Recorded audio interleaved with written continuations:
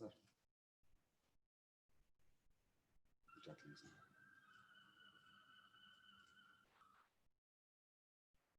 Am I live?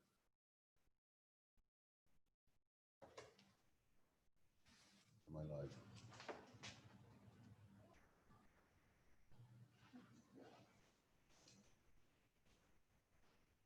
Hello, everybody, from Dublin Theatre Festival's offices in the heart of Temple Bar, Dublin's cultural quarter. The streets outside may be a little bit quieter than usual, but there's a strong theatrical pulse beating here in Festival House. I'm very pleased to be able to present to you our 2020 programme. When stages were abandoned on the night of the 12th of March, people just left the buildings and it was not certain whether there would be any more performance, any more live theatre in Dublin again this year. So there's a real sense of achievement of having gotten to this point, launching a festival, and just a few weeks later than usual. But before I go on to speak about this year, I would like to acknowledge the festival that is not happening. I'd like to recognise the work of artists and their collaborators with whom we've been planning projects for months and months, and in some cases over years. People held out for as long as possible, but the emerging picture of what the conditions were likely to be, small and socially distanced audiences, very different working methods, and quarantine after international travel meant that the assumptions we had made would not hold and that the festival we had planned could not take place. Many Irish premieres have been postponed and almost all of our international projects have been impossible this year. I look forward to reprising these conversations in future editions of the festival. So the festival we had been planning was not possible. It was overwhelmed. We had to start again. Or did we? Could we? We didn't want to be defeated by the pandemic, but we had to carefully consider the risks. It was becoming clear that the virus would be with us for some time and that we were going to have to figure out how to make work in its shadow. In the early days of the crisis, there was an understandable impulse to maintain the visibility of theatre by offering work online. I found that when this was good and there was a lot of excellent and innovative work shared, both new and old, I still longed for liveness, for gathering. I miss it now. I wish we were all in the one room together. I hope that we will be soon. I went to my first play in 5 months in Kilkenny last Thursday night, and it was an amazing feeling to be back in the theatre again. So we're looking forward to welcoming you, hopefully in September and October. We started to talk to artists about projects that could happen in the new reality. Although it was not certain that any kind of festival would be possible and that risk would be a constant worry, we wanted to play our part in getting theatre back on its feet. An important conversation I had in the early days was with New Productions, and the artist spoke about wanting to make a hopeful work. Hope felt like an idea worth cherishing. Not a naive thing, but a necessary thing.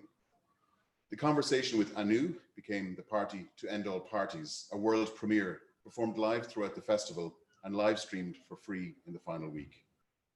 Recognising that our Theatre for Children productions planned for this year were all international, we conspired with our partners at the ARC to commission What Did I Miss?, a brand new production by the ARC's artist-in-residence Sean Dunn that would give voice to children's experience of the pandemic. Dead Centre accelerated their thinking on the project that has become To Be a Machine version 1.0 with an ingenious response to social distance. Discussions gathered momentum. Projects from the Abbey, Landmark, Fishamble, Pan, Irish National Opera started to coalesce around our festival dates. Our partners at the Irish Theatre Institute, Theatre Forum and Youth Drama Ireland rallied around, along with Access Ballymun, the Civic Theatre, Driocht and the Pavilion Theatre. We were going to have a festival. The performing arts have been devastated by the pandemic, which has amplified the fragility of a sector that does so much to enrich our lives and that carries Ireland's reputation around the world. Ours is a hopeful festival that looks forward to the recovery of the sector that we love. I want to believe that there is a new appreciation of the enormous contribution that arts and culture make to Ireland, and I hope that the unprecedented recognition of this in government funding for these exceptional times will continue beyond the crisis, as it deserves to do. So we got there in the end. It has been an exceptional 5 months, and now we are launching our programme. Thanks to everyone who has kept the faith and buoyed us up to reach this point. To my colleagues, the resourceful and agile staff of Dublin Theatre Festival, to artists, funders, partners, our friends, the board, and to you for tuning in this evening. I'm going to introduce you now to our chair, Terence O'Rourke, who will thank some people who've helped us to get the festival together this year. Thanks, Willie. Just welcome to everybody to the official launch of our festival this evening. I'm delighted to be here. And as Willie said, for some time, we weren't sure exactly what we would be saying to you at this time. So to be here with you this evening to launch the different kind of festival that is the Dublin Theatre Festival 2020 is fantastic. It's exciting and it's a delight. As Willie has told us that the board of Dublin Theatre Festival were determined that there should be a festival if at all possible. And as a festival, we asked Willie to make sure it would be as safe as possible for people and also to be as creative as possible in the circumstances. And as Willie also said, if you read this piece in the Irish Times today, as an organisation with fantastic support we've had from our funders, we had the resources. So we wanted to make sure that we could make whatever work we could. We felt it was critical to give people an opportunity to make work and to be employed and to maintain a relationship with audiences. I was struck by the article that James Graham, the playwright, wrote in Saturday's Financial Times. I felt he was kind of talking to us. And he said in that, not only the point about that theatre will endure, that theatre is stubborn, that theatre has lasted for thousands of years. Things like pandemics and Netflix don't knock theatre. Theatre will survive and thrive. What he said was the best way to help artists and to re-engage audiences is to begin making work again. He said any work, anyhow, anywhere, and we need to do this now. He said that his instinct is for work during our recovery to be raucous, joyful, and hopeful, what Willie just talked about. And he talked about a theatre director described it to him as work where an audience walks out looking up rather than looking down. Work that is new rather than relying on the canon. This is no time for theatre as heritage. We need theatre that is more messy and boisterous. So that's the theatre festival that we are presenting now. We're delighted to launch this evening. And it's on behalf of the board of Dublin Theatre Festival, I've got to thank a number of people. In our program, you'll see that we have many co-productions where we are jointly working together with producers of work to make sure the thing happens. But of course, Dublin Theatre Festival itself is a co-production. It's a amalgam of partnerships, of lots of people cooperating, of people taking on with us the challenges and the risks, and also, I hope, sharing with us the joy and the achievements. So in particular, I want to pay tribute and thank on behalf of the board and our team, the Arts Council, who is our principal funder. And we're delighted that Maureen is with us this evening to join with us in this launch. Other very important funders of the festival include Dublin City Council, who recognise the festival as a key happening in Dublin City, and the immediacy of the locations of the festival events resonate with Dublin. We thank Fáilte Ireland. We thank Be Spectacular, which is funded through the Creative Europe programme, supported by the Creative Europe Desk Ireland. We thank our partners, the Irish Times, our media partner. We thank RT Supporting the Arts, which is our broadcasting partner. Olitico, which is our social media analysis partner. And even though we haven't had a chance to indulge too much in our products, we thank Blackwater Distillery, who are our drinks partner. And we thank all our artists, both front of house and those behind the scene, who are helping us make this festival a reality. And finally, I want to thank very important funders as well, the friends of the festival and our patrons, who make sure that we continue to be able to put on great work. Can I end by thanking Willie? Eventually, after a number of years on the chair, he's finally taken my hint and included a work by my home poet, Patrick Kavanagh. I hail from Inniskeen, County Monaghan. It's great to see a Kavanagh piece on this year's festival. I'm really looking forward to seeing the site-specific promenade production of Patrick Kavanagh's poem, the tragic masterpiece of his Great Hunger. And as Kavanagh says, it's very appropriate that we're having it in the Royal Hospital in Kilmainham, because Kavanagh says in the poem, talks about October playing a symphony on a slack wire paling. And the wonder of this great work is perhaps not best illustrated by the quote I want to end up with this evening. It's the one I most easily remember. And if you'll indulge me in and forgive me for the slightly coarse Monaghan language of this easily remembered quote from The Great Hunger, it goes, "Oh, he loved his ploughs and he loved his cows, and his happiest dream was to clean his arse with perennial grass on the bank of some summer stream." And that's the kind of work that we're going to show to you this autumn, and we're delighted to do that. So again, As on behalf of the board, Dublin Theatre Festival, delighted to be with you this evening to really and truly launch Dublin Theatre Festival 2020. Back to you, Willie. Thank you very much, Terence. And actually, Blackwater Gin have, like many companies, pivoted during COVID, and they now make not a very tasty, but a very fragrant hand sanitizer, if anybody's interested in getting some of that. One of the fantastic things, if that's the right word to use, one of the great things I felt very supported throughout this exceptional time by the Arts Council. Maureen Kennelly was appointed shortly before the World Health Organization declared a global pandemic, and her leadership of the organization and the Arts Council support for an organization like Dublin Theatre Festival has been invaluable, really fortifying and steadying. And Maureen has set a tone for her directorship of the Arts Council that is all about responsiveness and empathy and clarity, and it's very much appreciated. So I'd like to introduce you to, in case that's necessary, Maureen Kennelly, Director of the Arts Council. Thanks, Willie. Hi, everybody. Great to see you. Thanks so much for asking me to be involved this evening. I got a huge sense of excitement reading your brilliant programme. And I have to confess too that I experienced a big rush of emotion reading your beautifully written introductory message, Willie. It's teeming with hope and bravery. And you and your brilliant team have been extraordinarily resilient in dealing with this crisis. For myself and my colleagues at the Arts Council, we count ourselves very lucky indeed that we're charged with the task of supporting you and helping to bring you through these next months and years. This programme and your efforts over the last 5 months truly demonstrate that you've not shied away from the colossal challenges that you faced. The ongoing uncertainty and need for you to plan any number of different scenarios has been daunting and exhausting, I know, but you've managed to bring people with you and to create a programme that's splendidly alert to the very nature of our time. We often talk about festival managers and directors as plate spinners extraordinaire, and I can just only imagine the amount of plate spinning you've done in the last 5 months, so hats off to you all. I'm looking forward to so many different shows within this very rich programme, and I admire greatly how you've framed the programme for the public.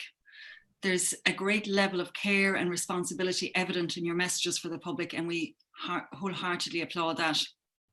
Last week, as you mentioned, Willie, you and our chair, Kevin Rafter, and I were lucky to witness a similar standard of dedicated care when we all attended Rough Magic's great production of Solar Bones for the Kilkenny Arts Festival. We were very impressed by the obvious cooperation between the Watergate, Rough Magic and Kilkenny Arts Festival, which showed concern for the audience at the heart of everything they did. And there's no doubt that our future way of living, as we all know, will be transformed from now on. It strikes me that through their exemplary work, the great minds and energies behind the scenes in the arts can set an excellent example for many other areas of Irish life. I want to salute too, while I'm here, Cork Midsummer Festival and Carlow Arts Festival for their heroic and imaginative efforts in the midst of lockdown, and to say how much we also anticipate real live performances to come from Dublin Fringe Festival, Galway International Arts Festival, Wexford Festival Opera, and the myriad other festivals which we are very privileged to support. All your work sends a powerful signal about what the arts can do at the most difficult of times. In your note, Willie, you express the hope that the extra injection of funds this year is a signal that the arts might finally be taken seriously. You can be absolutely assured that everyone at the council is fully committed to continuing to represent your needs and concerns across this brilliant profession as best we can to all those who can help us surmount the challenges of the next years. In doing so, we welcome your support and we herald your terrific work. On behalf of all my colleagues at the Arts Council, we send you our very best wishes for a successful programme, and we look forward to seeing you in person very soon indeed. Thank you. Thank you very much, Maureen. And now I would like you to introduce our audience to one of the artists who's going to be part of a co-production between Dublin Theatre Festival and Dead Centre, based on Mark O'Connell's book, a collaboration between Dead Centre and Mark O'Connell. The piece is called To Be a Machine version 1.0. Hi, Jack, how you doing? Hi, Willie. So delighted to be chatting to you. Yeah, how have you been getting on these past 5 months? Have you been stuck at home? Have you been working? Oh God, I've been cleaning my arse quite a lot with some perennial grass. That's a literary reference, of course. I'm glad you were very taken with our chairman's speech. So what can you tell us? I know it's the early days of this project, but you were planning originally a version was going to be a work in progress at the festival. Yeah. What can you tell us about the work that's been done so far by you with Dead Centre? Before you Well, get as you into mentioned, yeah, I mean, yeah, Bush McCorzel and Ben Kidd and Mark O'Connell have come up with a really ingenious way to try and invigorate, a theatre space that's empty with a sense of liveness, with a sense of theatre. So, we want to kind of keep a little bit of mystery and a little bit of anticipation, a little bit of magic. Yeah. Sorry, Jack. What's going to happen is the audience will be there, but not there. They're going to be represented by screens in Project Art Centre just across the road from you here on East Essex Street. And you will be performing to these people's disembodied faces. Yes. We tell them any more than that? I know more, but are we allowed? Well, yes. I mean, I suppose it comes at an opportune time in terms of the message of the play being something about the relationship between our bodies and whatever it is about ourselves that isn't a body. And Mark O'Connell's book To Be a Machine, which looks at the trajectory of transhumanism mainly in the States, and their focus on the body as some kind of malfunctioning bit of kit, some kind of malfunctioning in the midst of all of what's happening. Perhaps they have a point that our bodies can let us down somehow.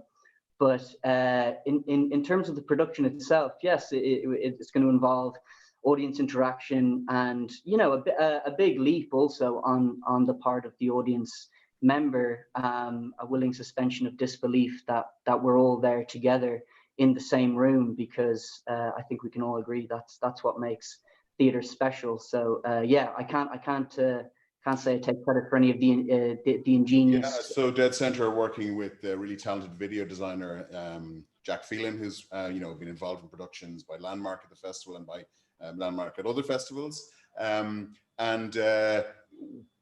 will be live, absolutely live. You're performing every night, and those people who are present on the screen with their inconvenient bodies at home will be able to communicate with you via chat, like people do on many platforms like Zoom. So the live interaction, and I felt kind of very strongly that even where we're using video, it's a cheat unless it's live. So this is kind of streamed, but for a finite audience, as many people as there are screens and faces. Yeah. And what do you think it's going to be like performing for an audience that's not there? Well, I think that's an interesting part of the whole process. Like it'll necessarily be quite an alienating thing, because I'm going to be alone on stage, seemingly with a full house, I hope, anyway. And I suppose there's always that thing of people watching right now this stream. They can be checking their phone, they can be cleaning their whatever with whatever kind of grass. So there is a disconnect there. So I think for me as the performer, it'll be a challenge to engage and to try and be as dynamic as possible to bridge that gap that's just very there when it's being transmitted through your laptop or through your phone. I mean, while you've performed on stage before, I guess your recent experience is largely on screen. How do you feel about getting back and treading the boards? Well, yes, yeah. I mean, I suppose this is quite a funny intersection between the two modes of performance, in the sense that for a part of it I'll be playing to a screen, or for most of it I'll be playing to a screen, but the performance is still innately theatrical, and it's a piece of theater, and it'll have all the bells and whistles and excitement and magic of a piece of theater. And as you say, it's live, and all the things that can go wrong, all the things that can go right. So I think the excitement will be there, and I've forgotten my lines before, so I could well forget my lines again this time. So tune in for that. Yeah, I mean, when we say things can go wrong in theatre, it's not that we like when it happens, it's the possibility that things might go wrong that makes it exciting, because it's going to be different every night. And the great thing is that you'll get to do it many times, and the performance presumably will grow over actually what's now a longer run than in our printed brochure. It's going to be a decent long run of performances. Yeah, and I think it will grow, and I think we'll all kind of figure out what the thing is as we continue to do it, and that again is a necessary part of live performance, where you're feeding off reactions and you're feeding off responses, genuine human energy, instead of just creating something in the past and then showing it. It's like, it will be a dialogue, and I'm very excited. Yeah. That's great, Jack. Thank you so much. I'm really looking forward to Be a Machine version 1.0, which is opening the festival in the first week of October. Thank you very much for joining us. Thanks to Terence for introducing that Kavanagh quote that has spread through this like a virus. I just want to reassure people, Terence alluded to it, I spoke about it, Maureen too, that while we're very excited to be putting a festival on, health and safety is uppermost in our minds. We are at minimum observing the government guidelines. We've spoken to our friends, spoken to other festival organizers, spoken to other stakeholders, and we will do our utmost to make sure that everybody has a comfortable and, most importantly, a safe experience at the festival.